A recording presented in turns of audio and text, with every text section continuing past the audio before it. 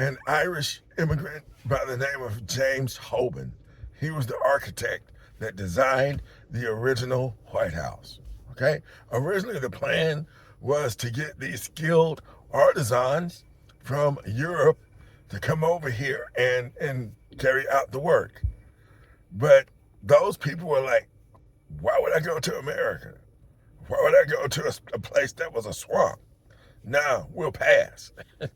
So, yeah, guess who actually ended up doing the majority of the work in building the White House? Yes, exactly. African American people, both enslaved and free. Believe it or not, I believe that the majority of workers on the building of the White House were black people, were people of African descent.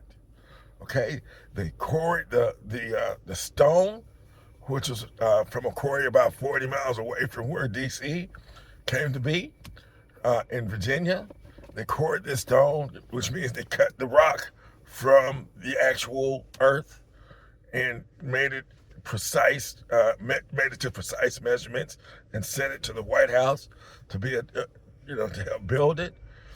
They actually, oh, by the way, the White House is made. The essential elements of the White House are stone, brick, and wood. Those are the building materials: stone, brick, and wood. African Americans participated in crafting those raw materials every step of the way. So they quarried this sandstone from this quarry in Virginia. They transported it to where the White House eventually was built up, and they cut it to measurements, to specifications, to make it fit. Okay. Not only the stone, but those bricks. Those bricks were made. Those bricks were made by enslaved artisans. Okay, they were made primarily by black women and black children. Okay, they made those bricks by hand. And if we were to take off the facade of the White House, you would still see the fingerprints of the enslaved people that made those bricks. Primarily black women and black children made those bricks. Okay? And the brick masons, the people who laid those bricks, they were primarily African American enslaved people. So those brick masons primarily were black, but not only that, some other people were involved too. It wasn't just exclusively built by black people.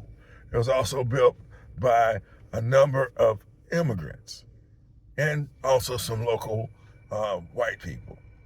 But think about it.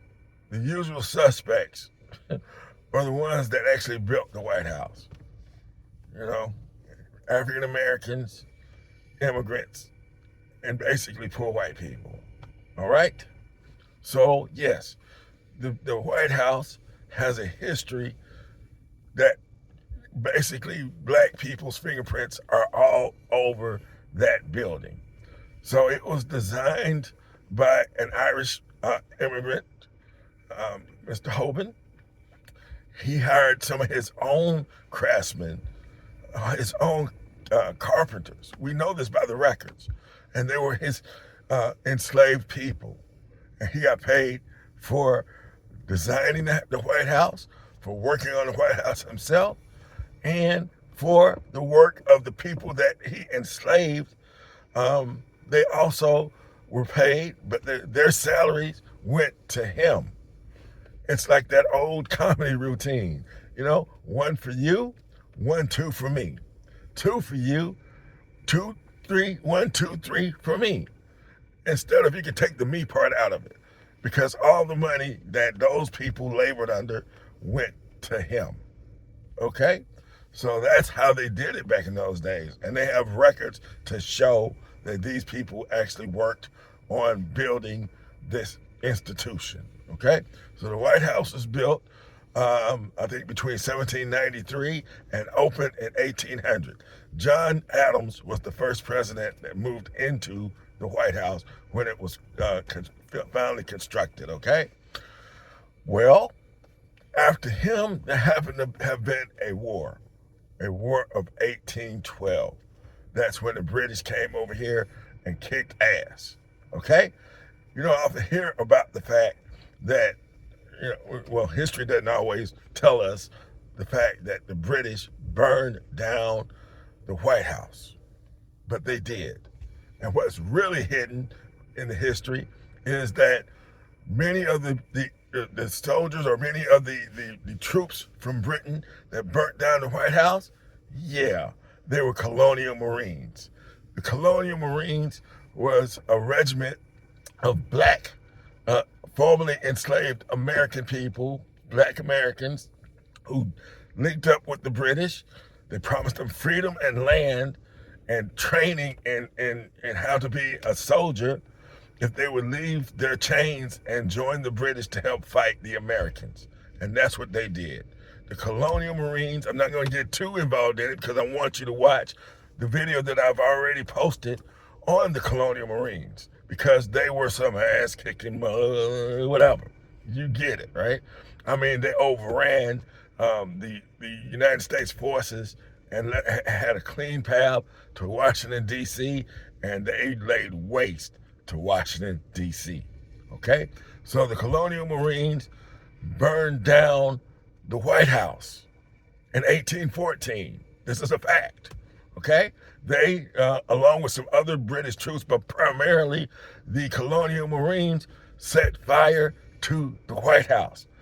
And that was during the time of James Madison and Dolly Madison's occupancy of this place when James Madison was the president, all right? So those Marines burnt down that White House. They were black. They moved on and did a lot of other stuff. Go back and watch my video, okay? So after the White House was burned and after the war ended, the White House was rebuilt. Well, guess who rebuilt it? That's right. Enslaved people rebuilt the White House. So we built it, we burnt it down, and we rebuilt it if you are a person of African descent with American citizenship. These are just facts.